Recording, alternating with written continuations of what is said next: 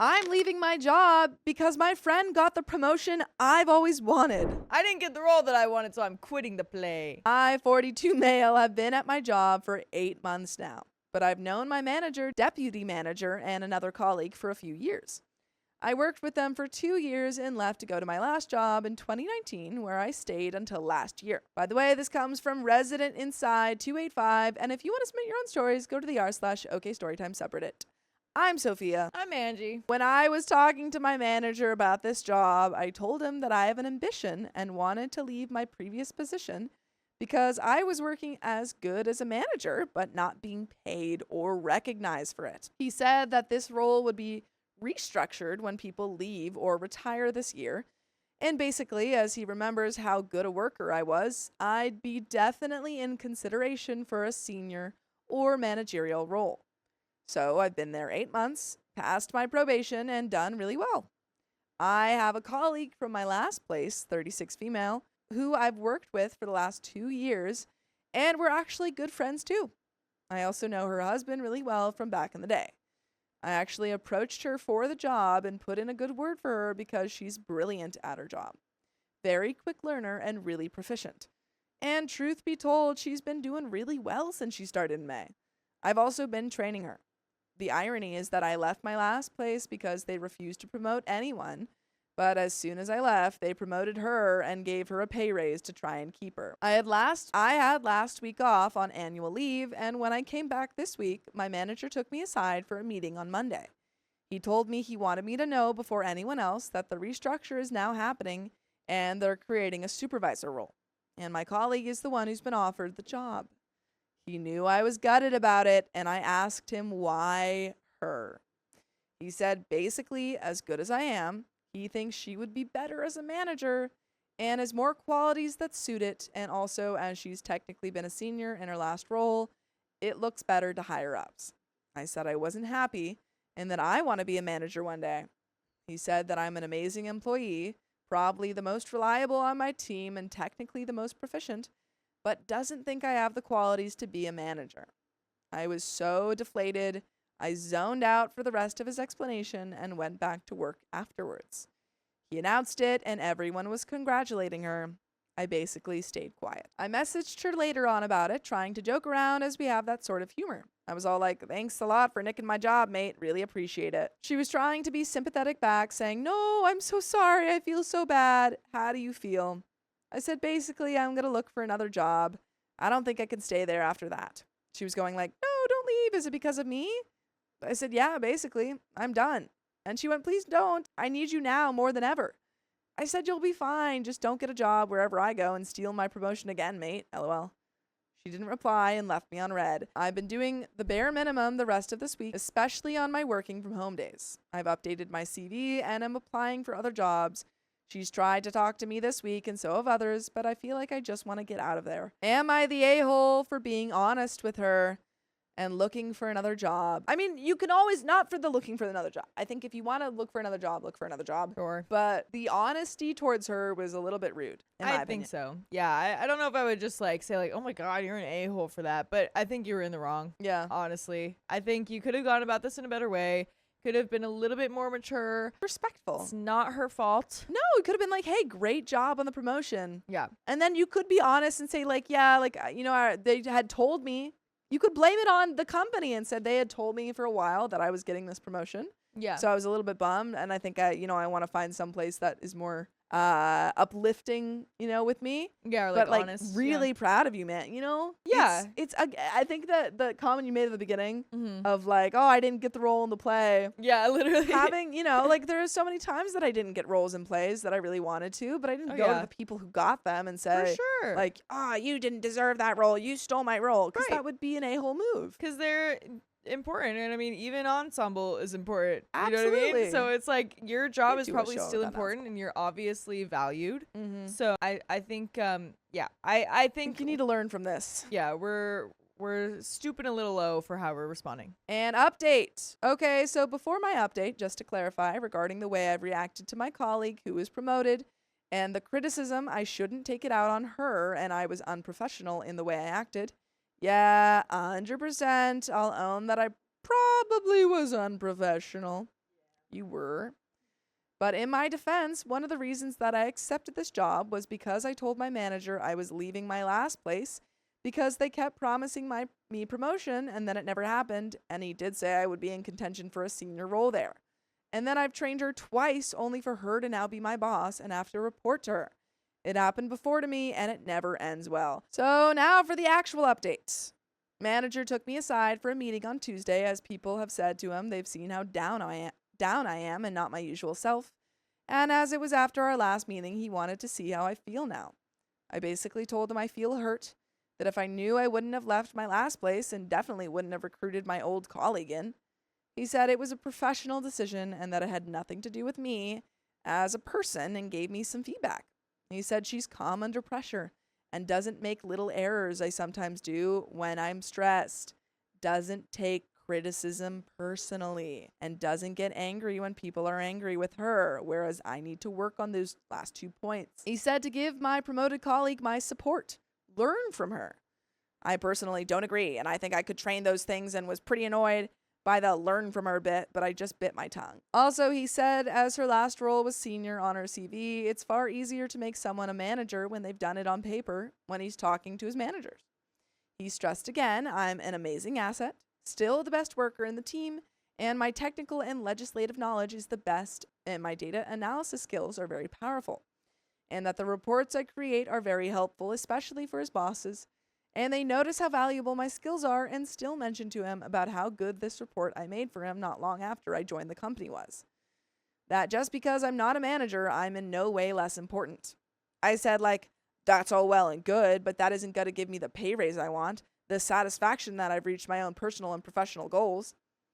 He said maybe I shouldn't see being a manager as the be-all and end-all, and maybe look up a technical role and do the other level 4 technical qualification instead of the manager course that develops my knowledge and technical skills to be even better at my job. He said hardly anyone goes that route, and I definitely should and be the technician of the team, the one everyone asks for advice, and develop our procedures of the department more. And that may be yes at the moment. It wouldn't increase my salary for the time being, but being qualified in that way and having that role on an unofficial basis, he could take my case to his bosses and argue that it should be an actual official role in the department created just for me. That is a senior role, and I should be paid more on par with a manager because I'm worth it, but not have to worry about managing people. And failing that doesn't happen, one of his long-term goals is to increase our importance in the company hierarchy and increase our personal grades and salary bands, so eventually it won't matter if I'm a manager, as we'll all be paid well. This man is advocating for you so hard, and you are so locked into being a manager that you cannot see that. Yeah, he is being a boss in such a good way. He's giving him so much good critique. Yes, absolutely. Very constructive criticism, and right. OP is just hearing, he won't make me a manager. He won't make me a manager. I'm leaving. Yeah, exactly. That's a bad move. Exactly. That is a bad move to go to a place and start over when people see the hard work that you're doing and want to help you. So yes, it won't be overnight and won't be imminent, but he'll do his best. He said to think about it and don't do anything rash. Give 100% and we'll discuss it in my annual appraisal in 3 months' time. So in a nutshell, he didn't say this. I'm summarizing. She's better than me, be your lackey, and I won't be promoted, but keep on working hard to make everyone else look good in the vague hope big bosses eventually give me a pay raise. OP. Dude. OP. Oh, OP. You're so frustrating. It's towards the end of the day, and I don't have a lot of energy. I don't like you, OP. I don't like you either. I don't like you. I wouldn't make you manager. Yeah, this is so incredibly exhausting. He's saying, and you explained it, you didn't even exaggerate his words when he was saying it and twist them in any sort of way when you were explaining what he actually said. And I still don't like you. And it sounded perfect. Yeah. It sounded amazing. Yes. OP is definitely the type of person that, I would expect would change those things or tell us, exactly what he just thought just then. But as the original script, you would change that. Yeah. But you didn't. And so we're seeing all of the good things that this boss is telling you. And you're just not hearing them. Yeah. And you're hearing something completely different. Oh, so I want to be his lackey and so make this everyone is what else he's look saying. good. Yeah. It's well, No, you're a team player. You're supposed to help everyone be good, and they're going to help you. He is helping you right now. So much. Like, yeah. This could take years. The course is a year minimum. And then I have to stay there 2 years so I don't have to pay the course back. So I'll be in my mid-40s, which is really too old to be getting a first-time manager gig in my profession. By the way, if it's your first time here, you can listen to more full episodes of stories just like this. Just go to Spotify, Apple Podcasts, or iHeartRadio and search up OK Storytime. There is a little bit left to this story, but any final thoughts for OP? My final thoughts are, that sucks. Maybe you should have been a freaking better person, and maybe you should have not been so immature when getting constructive criticism this late in your life. Sorry, that's on you. OP, I think the worst decision that you could make would be leaving this job. Yeah. When you're 8 months in. Yeah. Or 18? I don't remember. 8 or 8 months. I don't remember. I feel like it's been like over it a hasn't year, been that long. Yeah. It hasn't been that long. Yeah. Either a year or a year and a half. But either way, yeah, you clearly have people advocating for you here. Yeah. Be more supportive to your friend if she really is your friend. She didn't ask to get that job. I mean, she didn't ask to steal your job. Exactly. Also, from what we read, your boss never actually said he was going to give you the job. He said he would try and advocate to get you considered. Yeah. Those were the words that you said. So he's giving you pointers of how to train yourself and how to work up, and you're not taking it. And imagine how bad that's going to look for the next job. If you said in this interview that you quit the last job because they didn't make you manager, imagine going to a new job and saying, I left my last 2 jobs because they said that they would make me manager and they didn't. It's like, okay, well, why aren't I'd be like, well, why didn't they make you manager? Yeah, it's and then you call and you find out, he's not good with people and taking rejection, which is not something you want to hear. I was pretty down after that and have just kept to myself. I've not slacked, but I haven't busted my backside either.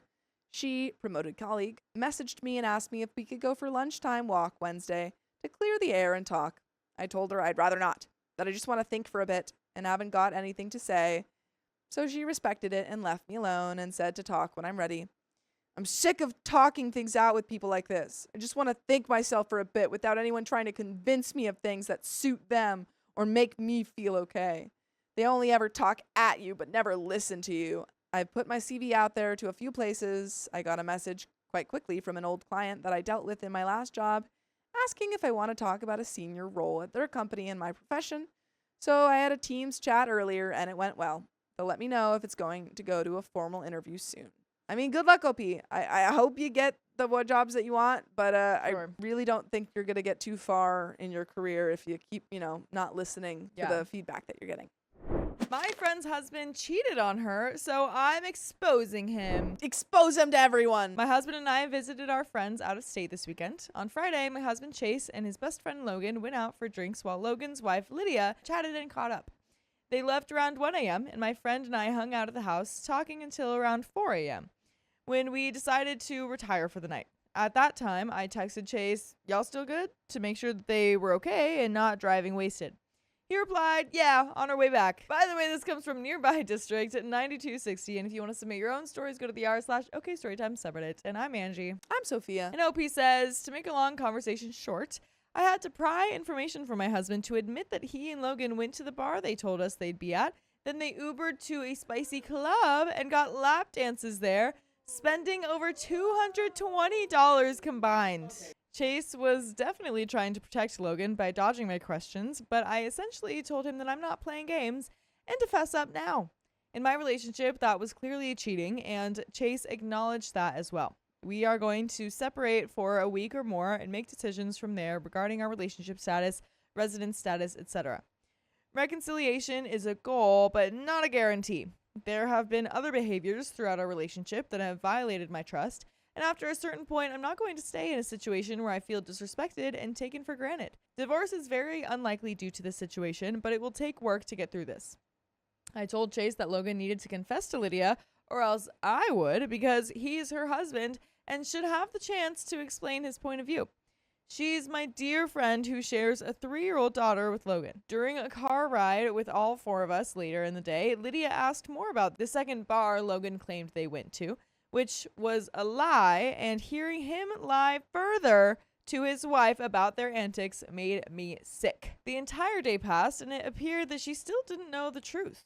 Lydia confided in me that she and Logan have been struggling in their marriage due to Logan's unresolved resentment towards her over her weight gain and financial decisions made during the vid. She said he is constantly frustrated with and by her, and she genuinely believes Logan not only isn't in love with her, but dislikes her altogether. She loves him and wants to resolve things and move on, but he is projecting his insecurities and frustration onto her constantly, which is contributing to her already existing depression and anxiety conditions. I've been very adamant in my conversation with Chase that he needs to push for Logan to confess to Lydia, and I've been clear about my stance. I believe it's my duty as Lydia's friend to tell her about something as serious as this, but only second to Logan's duty as her literal husband and the father of their child. Given all of this, am I wrong if I tell Lydia about Logan's infidelity tomorrow if he hasn't told her? And many of you asked if Lydia considers it cheating. I'm not sure, and I'm not going to frame it as he cheated if I tell her. I will explain the situation and let her deal with it in her marriage. I will not tolerate lies, especially since Christian faith is adopted by all parties. My headline was from my perspective, because my husband cheated, but I recognize that their boundary may be different. Some of you are neglecting the lying part too, which is wrong in any relationship. Yeah, it doesn't really matter whether or not she thinks of that as cheating. He lied, and we know that he lied because she doesn't know, where they were. Right, and that is, the lying isn't a problem in itself, and the reason why he's lying is obviously because he knows that she won't like it. She won't like it. So tell her. Yeah. You don't know him anything. Exactly. Think about it. If Logan and Chase didn't do anything wrong, what's the point in lying about it? And to respond to other comments of, is corn cheating? Maybe not in most relationships, but my husband has been a corn regular user for well over a decade, so consuming this content is very bad for him. He made the decision to quit corn since it was taking control of his life and affecting our life together, but I never forced or pushed anything. Everything was his idea. However, corn is not the same as physical contact like a lap dance. I'm sure many men wouldn't be okay if their wife went to a nightclub behind their back. And regarding their financial situation, she had to quit her job, which Logan knew about, but she did it sooner than expected. She got pregnant and was worried about her baby. She used her inheritance from her grandma for bills and only bills. She also has had many medical surprises and surgeries. She hasn't just bought purses and clothes and cars, just bills. And there is an update. Ooh. But, yeah, I mean, I think you gotta tell her. I think you tell him that you're gonna tell her. Yeah, and if this was her financial situation when apparently he was unhappy with her financial choices during the vid, like, this stuff seems pretty reasonable for her situation. The vid also, too. Yeah. A lot of people had financial issues. Yeah, she had to quit her job sooner than expected, but she had inheritance money that she used wisely, so. Yeah, no, I don't really think there's any excuse for him going to a spicy club without, partner's permission. Exactly. But we do have an update. First, I found out yesterday that my husband didn't just get one lap dance, but 3 or more lap dances, according to him. He wasn't sure if Logan did more than one lap dance because Chase was obviously occupied. It seems that I'm uncovering lie after lie.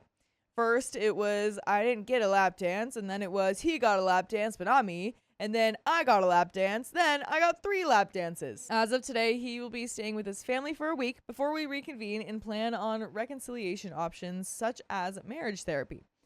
Second, as I expected, Logan did not come clean to Lydia, so I took on the responsibility of telling her what happened. At around 11 p.m. last night, it was evident that she still didn't know, so while we were hanging out in the guest room, I told her. I prefaced that I could only really explain from my relationship's point of view, and my intention was not to hurt her relationship, overstep, or bash Logan in any way. That's a good way to start it.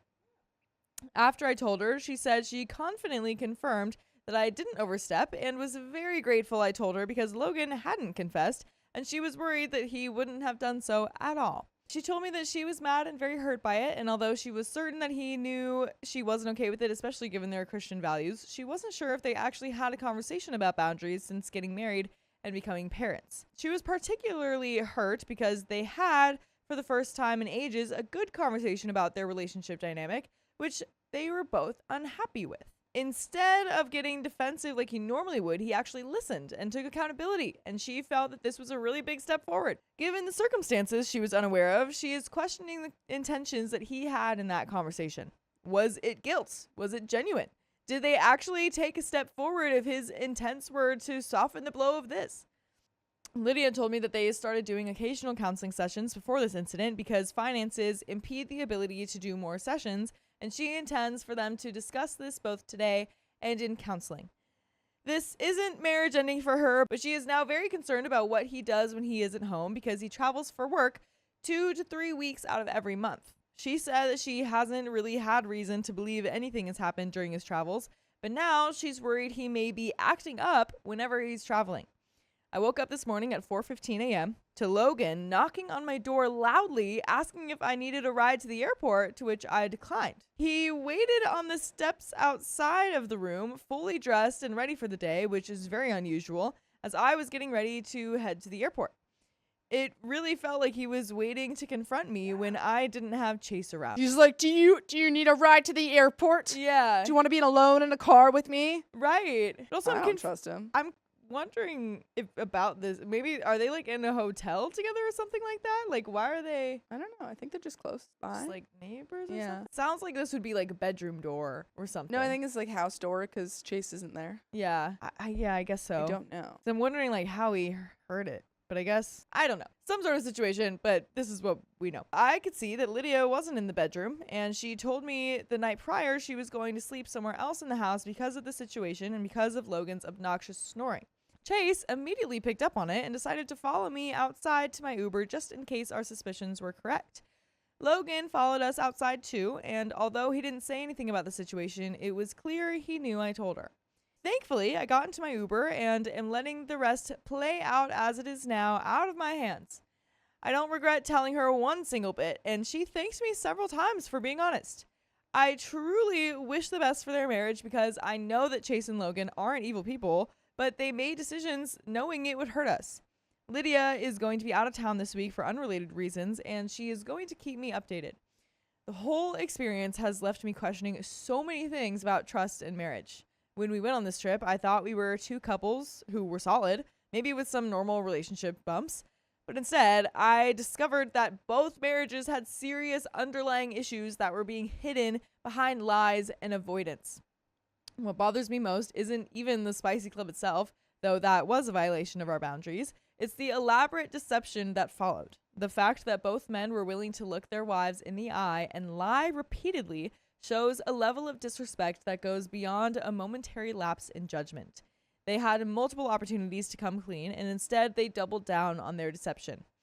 I keep thinking about how Logan sat in that car with all of us, listening to Lydia ask innocent questions about their night, and continued to lie to her face. Meanwhile, she's at home struggling with depression and anxiety, partly because she feels like her husband doesn't love her anymore. And all the while, he's out getting lap dances and then lying about it. The cruelty of that really gets to me. For Chase and me, this incident has forced us to confront issues that have been building for years. His pattern of violating my trust, making poor choices, and then trying to minimize or hide them has created a dynamic where I feel like I'm constantly having to be the relationship police. I'm exhausted by it. The separation isn't just about the spicy club. It's about whether we can build a foundation of honesty and respect that we've really never had. I'm also grappling with the role I played in Logan and Lydia's marriage drama. Some people might say that I should have minded my own business, but I genuinely believe that withholding that information from my friend would have been a betrayal of our friendship. She deserved to know what her husband was doing behind her back, especially when she was opening up to me about feeling unloved and disrespected.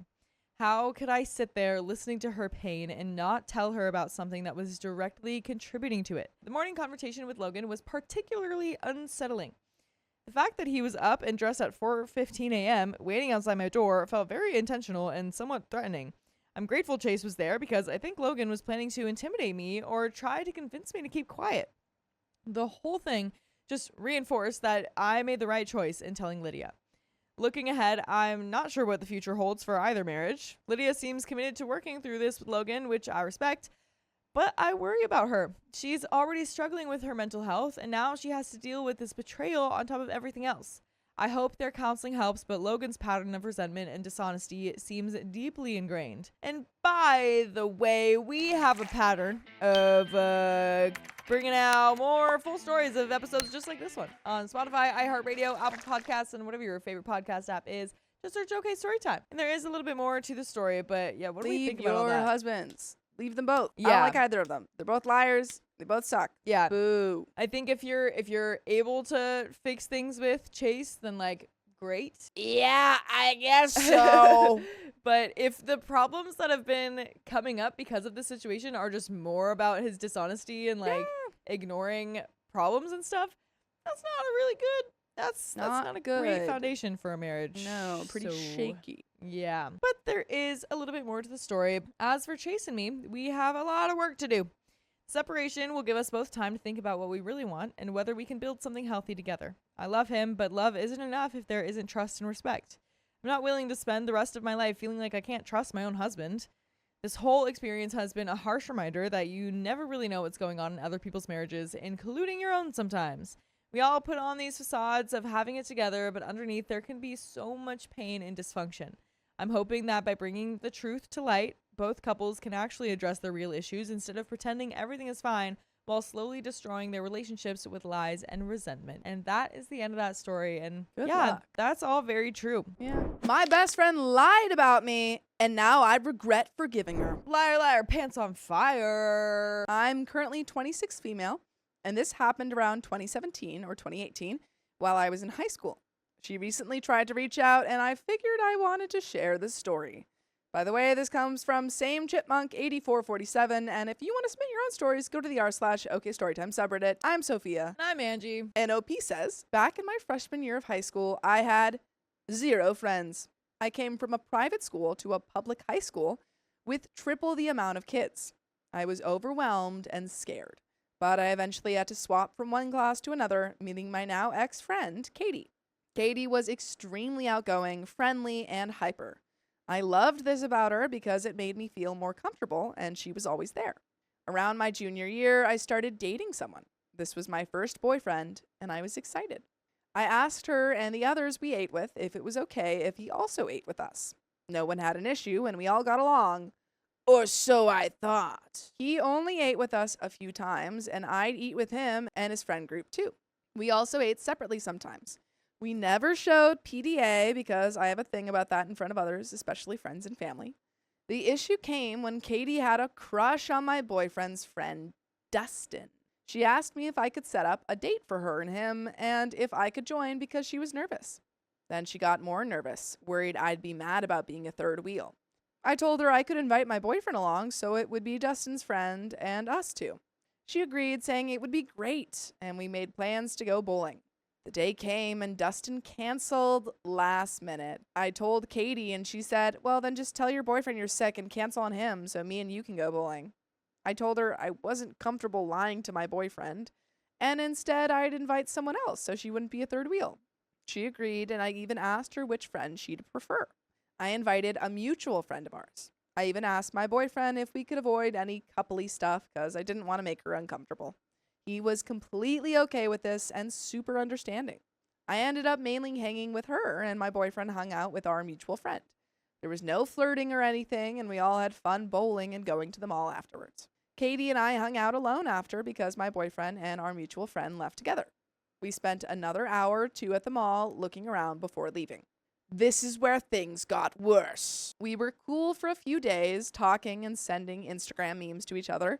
Then maybe after a week or two, I'd show up to eat lunch with her and everyone else, and she would look at me, say nothing, gather her things, and walk away. I would ask the others why she was leaving, and no one said anything. Then they would leave me to follow her. This happened for a while before I finally got an answer where someone said, look, I don't want to get involved. When I pressed her more because I didn't understand why Katie was ignoring my calls and texts, she was hesitant but finally told me, Katie told us you invited her to hang out with you to go bowling, and last minute you invited your boyfriend and were making out with him and ignoring her, and ended up ditching her at the bowling alley. That wasn't even remotely true! Not one bit. Bold-faced lie. I tried explaining what really happened, but no one wanted to get involved or even hear my side of the story. even when I had texts to prove our conversations. I ended up eating alone for the rest of the year. My boyfriend was a grade above me, so he graduated.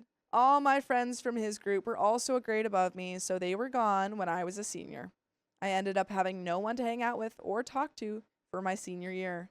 I heard from the other girls in her friend group she was starting to hang out with some bad crowds and they were distancing from her. After graduation, maybe a few months later, I got a very long text from her on Instagram apologizing to me about what she did. I would either not respond or I would say, tell everyone that you lied. Yeah, your apology to me means nothing. Yeah, until you tell everyone you lied. Because I don't care about being friends with you anymore, but you just stole all my other friends. Oh, for all my nothing. friends. But also, if the other friends weren't believing her when she literally had receipts. Yeah, what? And Terrible they all friends. just got up and stomped They away. all just immediately believed Katie with no proof or asking OP about this. Like, screw all of them. Yeah. This makes me want to throw up. I want to throw up all over these high schoolers. Also, I do want to say that's not even a good reason to, like, drop OP. What we learned, what Katie told them was she invited her boyfriend last minute, was making out with him, left me to go with him. Yeah. She even admitted she lied to everyone about what happened. Told me the reason she lied was because she was jealous I had a boyfriend and jealous that, in her words, I felt like he was going to take you away from me. She said how sorry she was and missed me, and I was her best friend. She was the only close friend I had. It took me a while to think about what I wanted to do. I ended up forgiving her because I really missed her in my life, and I thought maybe she had grown if she was willing to apologize. This brings us to a year or two ago. In the year or two after she apologized, we only hung out once or twice. I had asked her to hang out, but my texts were ignored or replied to weeks later, claiming she was busy. I know that wasn't always true because she'd post on her Instagram story playing games and just sitting in her room bored.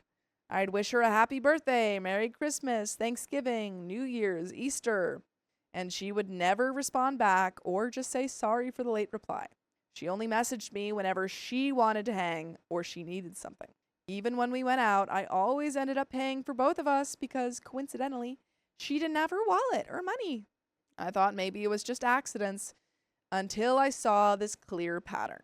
The first major red flag was her calling me, crying hysterically, begging me to come meet her at the park near her house. She thought her parents were punting her out and she rode her bike to the park. I left my friends to go check on her.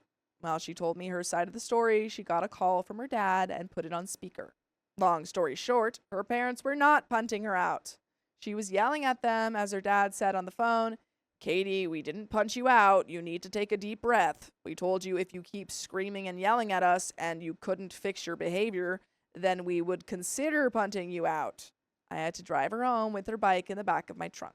The next incident was her calling me, begging to talk because her boyfriend at the time gave her chlamydia. Long story short, he cheated on her and blamed substances and booze for his behavior, claiming he didn't remember, but got an STD test the next day and didn't tell her until after he gave it to Katie. That's terrible. I spent hours comforting her and giving her advice.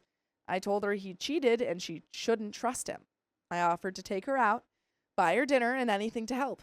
She said no, and I spent 4 to 5 days in a row on the phone with her. She was very upset because she wanted to be with this guy forever. That sucks, but if he was wrong, there has to be some sort of instance where that's proven to you. She told me she was going to break it off with him, saying, "His mom told me to find someone else, that she's so sorry he hurt me and I deserve better. I'm going to give his stuff to his mom and not talk to him again." She kept making comments about how she wanted to say goodbye in person, but I told her that probably wasn't a good idea because she was emotional and not thinking clearly. After all of that, I didn't hear anything from her. I texted to check in, say hey, happy holidays, etc. Then found out she got engaged to him because I saw pictures on her Instagram. She did talk to him. Yep, she talked to him. She did talk to him, and she said yes. Woo. I asked a mutual friend of ours to be sure if that was an engagement ring because I didn't want to assume. She confirmed it was the same boyfriend and they were in fact engaged. I was furious that I spent 5 days comforting her when she needed it and she ended up back with him and engaged. Never did she text me first unless she wanted something. This made me realize that Katie only wanted me to be her friend because the other group of kids she hung out with didn't care about her problems. Katie had made comments about them excluding her and telling her they didn't care about her issues. So it finally hit me. I didn't want her in my life. I didn't want to spend more time reaching out to someone who would ignore me, not be there when I needed them, or even hide an engagement from me. Everyone else knew because she texted others about it, just not me. She sucks, OP. You deserve better. You really do. You're one of us. Ugh. You need better. Yeah. Yeah. I don't believe that she, like, really cares about you. No. Maybe she cares about using you. Yeah, like, maybe there are times, like, I doubt you would still be there if you didn't like hanging out with her somehow. So I'm sure there are some good times with her. But, like, all of these instances of her coming back just seem like, oh, I had nowhere else to go. Yeah. So I have to come to you, I guess. Exactly. So she's losing everyone around her, and then you're this constant person who she can come back to and will take her back. So just don't take her back. Exactly. Everyone else knew because she texted others about it, just not me. That hurt, considering she still said I was her only best friend. Looking back, the pattern was crystal clear. Katie would disappear when things were going well in her life, only reaching out when she needed emotional support or money. When I needed support, she was nowhere to be found. The friendship had become completely one-sided, with me constantly giving and her only taking. The bowling incident wasn't just jealousy, it was a calculated attempt to isolate me from my boyfriend and control my social life. When that didn't work, she spread lies to turn our entire friend group against me. The apology after graduation wasn't genuine remorse, it was her realizing she needed someone reliable to lean on when her other relationships fell through. The engagement situation was the final straw. After spending nearly a week supporting her through what she claimed was the worst betrayal of her life, she not only went back to the same guy, but got engaged to him without telling me. She made time to share this news with everyone else in her life, but deliberately excluded me. I also noticed how she'd always had convenient excuses when it came time to contribute financially. She'd suggest expensive activities, then suddenly not have her wallet or claim her card wasn't working, leaving me to cover everything. By the way, you know what? We cover full episodes of stories just like this. Just go to Spotify, Apple Podcasts, or iHeartRadio and search up Storytime. There is a little bit left to this story. Any final thoughts? I'm glad she's getting out of this friendship. Yes, you're free. Yes, finally. It's so exhausting here about so many stupid people. But luckily, in most of these stories, they learn to let go of these stupid people. They recognize that too. Leave them behind. Leave them behind. She is your past, and you're going to have a much better future without her. Exactly. But there's a little bit left. The constant crisis calls were another manipulation tactic. She'd create dramatic situations or blow minor conflicts out of proportion, then demand immediate attention and comfort. But when I had my own problems or needed support, she was always too busy or would respond days later with minimal effort. So I blocked her Instagram and her number. I didn't want to keep people around who didn't respect my time or me. Good on ya. Maybe about a month ago at work, I got a call. The caller ID showed a name I didn't know, but she has a very unique last name I recognized. I didn't want to talk to her, and I asked my male coworker if he could answer for me, saying it was the wrong number. He put it on speaker, and it was definitely her. I blocked the number and told my coworkers the story. They were surprised she'd ever reach out to me and agreed that blocking her and cutting all ties was the right move. Good. And that's the end of that story, but I agree that was the right move.